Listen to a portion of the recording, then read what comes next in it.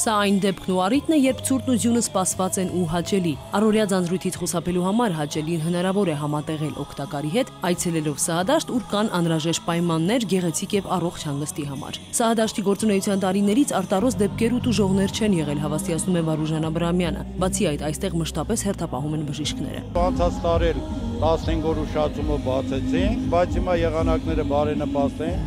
դրա համար ամսի 1-ին բացումը եղավ։ Չմշկասակի սիրարներին հիշեցնենք, որ գները մատչելի են։ Երեկոն տոնական է եւ հանդիսավոր հատկապես համերգային կատարումներով։ Հեքիաթ երուսները միջոցառմանն առավել վարգույն ու տրամադրություն են հաղորդում։ Բացի այդ, հրապարակում են Գեղասահքի դպրոցի սաները։ Գեղասահքը Հայաստանում շատ է զարգանում եւ ամեն տարին տարվա վրա ավելի է զգացվում նրա զարգացումը։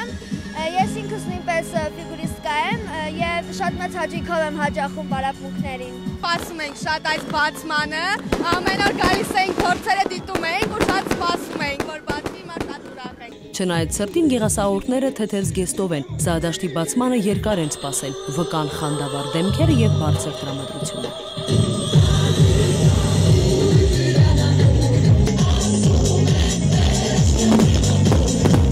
Գեղանուշ Աբրահամյան, Վահե Եղիազարյան, ժամը լրատվ։